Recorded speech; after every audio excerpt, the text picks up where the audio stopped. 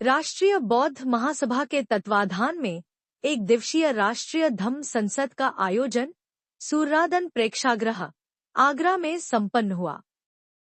समारोह के मुख्य अतिथि बाबा अंबेडकर के गुरुभाई पूज्य भदंत ए.बी. ज्ञानेश्वर महास्थिवर रहे।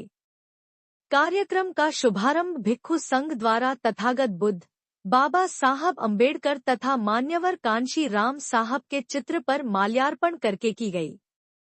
पूज्य भदंत गुरुजी ने उपस्थित उपासक व उपासिकाओं को त्रिशरण और पंचशील दिया। राष्ट्रीय बौद्ध महासभा के संस्थापक राष्ट्रीय अध्यक्ष पूर्व विधायक धर्म प्रकाश भारतीय ने बताया कि भारत बुद्ध की धरती के नाम से जाना जाता है, लेकिन धम्म की गति धीमी है। बाबा साहब अंबेडकर का सपना था कि भारत सम्राट अशोक से शासन का भारत बने। आज राष्ट्रीय बौद्ध महासभा का बाबा अंबेडकर के सपनों का भारत बनाने अर्थात बौद्धमय भारत बनाने का संकल्प ले चुकी है।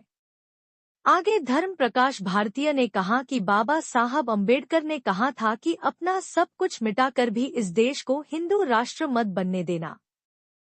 आज की सरकार इस देश को हिंदू राष्ट्र बनाने का प्रयास कर रही है।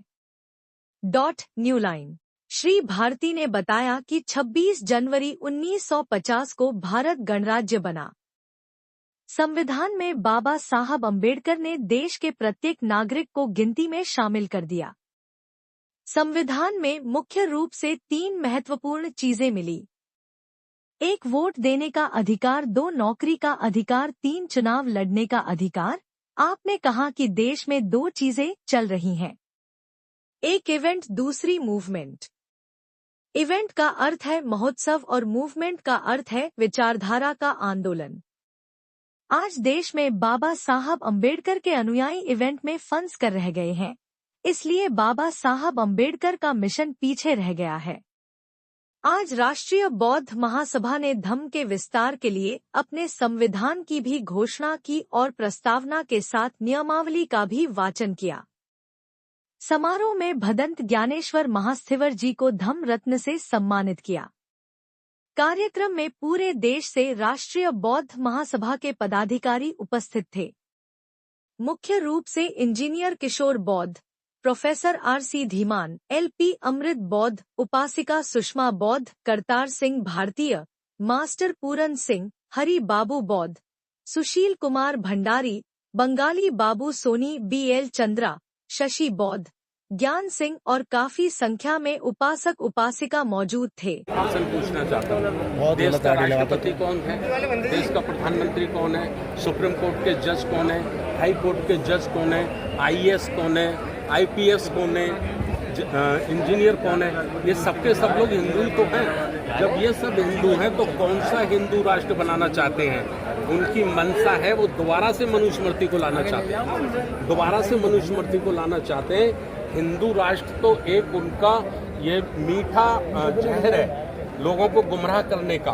तो हम बाबा साहब डॉक्टर अंबेडकर को मानने वाले लोग इस देश को कभी हिंदू राष्ट्र नहीं बनने देंगे। ना ये कभी हिंदू राष्ट्र था, ना आज है और ना भविष्य में कभी बनेगा।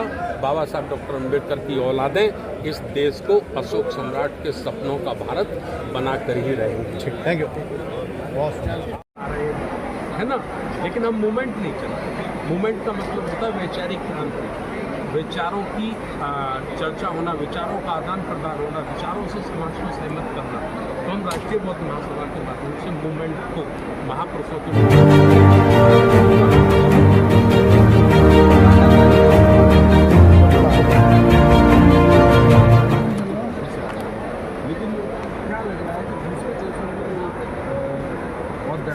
तेजी से विकसित हुआ, प्रचार प्रसार हुआ, लेकिन भारत में अभी भी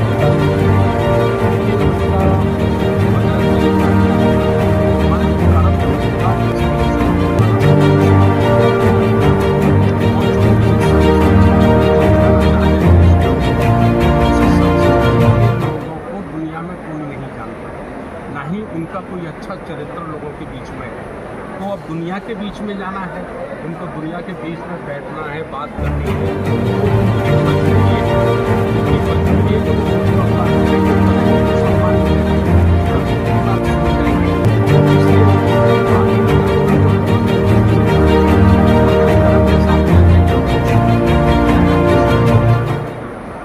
लेकिन ये उनका दोहरा चरित्र है। जैसे ही वो भारत की सीमा में आते हैं तो बुद्ध को भूल जाते हैं, बुद्ध के सिद्धांतों को भूल जाते हैं और फिर वही वर्ण व्यवस्था, जातिवाद जैसी भावना और या ऐसी एक संस्कृति जिसके कारण हजारों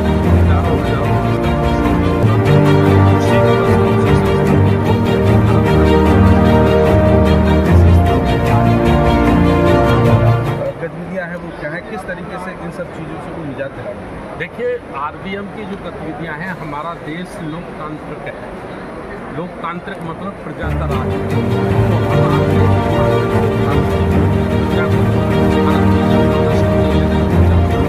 तो जनमानस तैयार हो जाएगा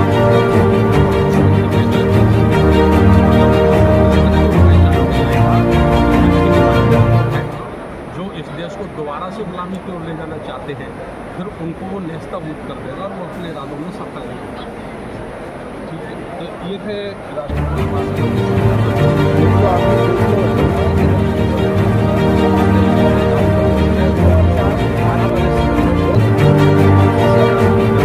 देखिए, मैंने आपसे का समय दिया तो मैं इस नतीजे पर पहुंचा कि हमारे देश में मूल लड़ाई दो विचारधाराओं की है। एक विचारधारा है जो मानवता चाहती है, इंसानों की जरूरत चाहती है, और एक विचारधारा है जो मानवता चाहती है, अपने ऊंच नीच चाहती है। तो जो ऊंच नीच चाहती है वो एक अपनी संस्कृति का आधार लेकर, उसकी ताकत लेकर वो लोगों का शोषण करती है।